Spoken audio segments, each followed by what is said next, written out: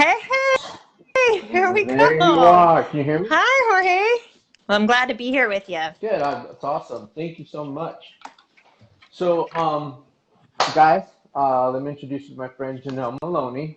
Uh, the way that I met her was at church, and I was going there. I was kind of new there myself, and here's this, Mm. fiery red-haired lady coming in with her super tall, skinny husband and her son. And just kind of met her, and we'll go ahead and start from there. So go ahead, Janelle. Go ahead and start your story. Yeah, we had just come back from living in San Francisco. So, if you're familiar with San Francisco, it's a very expensive place to live. And Hmm. we had just adopted our son, and life was really tough and expensive, and it just got more expensive. And so we moved back here to the Phoenix area where we're both actually from. And we were looking for relationships. We had been in a prior church that was a very small church, and they were basically our family. They were our family away from family. And we church hopped a little bit and could not find a place where we felt like anyone really cared. Like they didn't remember my name. That was a big deal. Nobody remembered my name. We went someplace for like 6 months, so nobody knows me. Um, and so we picked up and started looking for a new church. Came to the one we're at now, and I just came in with all of these like walls around me. And Jorge, unfortunately, I think I unleashed a little bit on Jorge and his friend, who was so awesome. They greeted us and they're like, oh my gosh, this is exactly the place you want to be. And I was like, nah, nah. And I think I remember telling them specifically that I probably am not going to come back. I'm just going to walk in, listen, and I'm probably not even going to I be totally here. remember that. So, guys, and I apologize. Janelle is not just a friend. She's a mother. She's a wife. She's an author. She's a Mhm. rapper. She's writes children's books, and she's an amazing singer. She's actually on our worship team. So I apologize that I didn't, edify you, introduce you correctly, but I was just so excited to hear your story, and I know everybody else's too. So yeah, that's exactly how we met. And when I heard you say that, I don't know, I just felt it. Like I was like, just the fact that you even said that, I was like, oh, dude, I know. What you're kind of a rude person am I? you're home. You're basically home. Yeah. But but I guess your husband had other thoughts, right? Although you didn't think that this was your place to be, right? Yeah, we had in our marriage, so we were what they call unequally yoked. So Hmm. he was very much, you go do your church thing. Hmm. And I was on the worship team. I was working behind the scenes in churches for years. And people would ask me, don't you pray for your husband? Don't you invite your husband to church? Or even, don't you make your husband go to church? And I said, yeah, it's not working. That wasn't the thing that would captivate his heart. Me being a naggy wife, that's just not Hmm. in what world does that work, right? Right.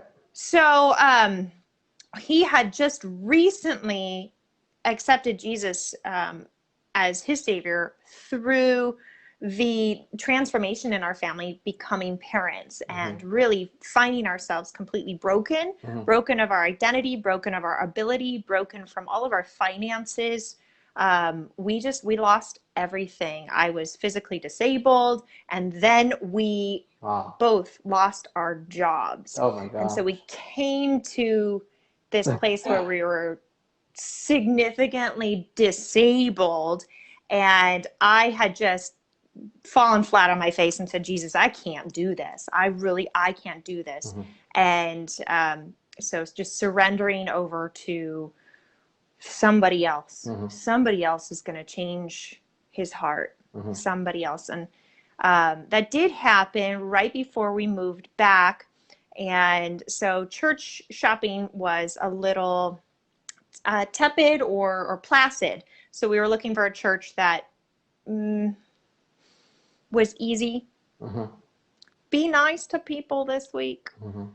So we went to a church like that for a moment, and it was okay. It was baby food, and then we tried out our church now, and oh my goodness, one service is all it took for me to walk in and truly believe I'm not going to make a single friend and have people know me, speak to me, eye contact, and remember my name. I don't think we came back the next week. I think we came back 2 weeks later and remember my name. Mm-hmm. Like all these things I made in my list of like, God, if the church does this and if, Yeah. all of it was met. And we had gone on this day where they talked about tithing and money, Right. which was like, don't talk about that. Exactly. Especially with my husband. He's a money guy. He likes money. So he decided on that very first visit that he wanted to start tithing. And then he also decided that we were going to attend this church, which was like a big deal because my husband took this spiritual leadership and maturity, this step towards maturity that I had never seen before. And so I was a little bit blown away. But that was where we were coming from, just total shakiness, total zero foundation, new parents, no friends, no money, no nothing. We were at the bottom. Now, guys, this is not a story about her going to church. I mean, it's part of it, and it's just the foundation. But her story is one about a parent who, for all purposes, should not have been a parent, right? Like that's I mean, right? I mean, like. Oh man, I did not have what it took. I did not. I know. Fair enough. Right. I mean, like all the chips were against you, but for some reason things kept working towards that. So let's go ahead and start from there. So, so you had already been in the fostering, or you were gonna have a child with your husband, or how did that work out? Well, medically speaking, I can get pregnant, but to keep a baby would be very difficult, and I didn't want to go down that path. Okay. So that was just like no, having a child die is just not, like, that's a no option for me. No. So we went straight towards foster and adoption as our future for having children, but just didn't move on it, didn't do anything about that for years. And then one day that baby clock that, I don't know, women say they have a baby clock, and I didn't think I had one. One day it clicked, and I was like, oh, we're going to adopt a baby. So we started the process, and it was driven by me. My husband was working crazy hours, 10, 12 hours a day, plus commuting in San Francisco. So I went to all the meetings, I went to the orientations, I took the notes, I filled out the papers, and we got through what's called this home study where they chew on who you are, and then they spit you out, basically, and they'd say, okay, you're not going to be a good parent because of this, and you're not going to be a good parent because of that, and here's all these things you need to fix. I mean, or if you want to do glass half full, wow, you have a stable job. Wow, you don't do drugs. I mean, there's those things too. Right. But for people who were like, we kind of have our act together, which wasn't true. We have our act together. Why are you judging? That was tough. So they noticed immediately that he and I were not on the same page spiritually, emotionally, maturity-wise. And after we were processed, we were told that they would stop our account and we could go through 6 months of marriage counseling before we could reapply. And that was a little bit of a kick in the butt. So our pastor of a church there was able to do the counseling with us for free. And that actually built that relationship that I think my husband was wanting, to know that a Christian is just some normal person, even a pastor. is a normal person that you can relate to and have a good conversation with. And now I know he has that with our pastor now, and it's just a true delight. But it was always this those people thing. Those So weirdos. yeah, those people, oh, they're too good. They've never done this or this. How can we possibly? Yeah, right. I know. Yeah. So, or oh gosh, they've never struggled with infertility, or they've never, come on. Right. So he got to meet a pastor and spend 6 months with someone who is a true lover of Christ. And so that was, I think, like planting seeds. Mm-hmm. So we went back to the agency with a signed document saying, yeah, we got our act together because we just checked boxes again. Mm-hmm. Like 6 months done. From there, we could actually receive a child. And we said yes to a lot of kids, Jorge. We said yes, and I kept count, over 25. Wow. We pursued them. We pursued them as if they were ours.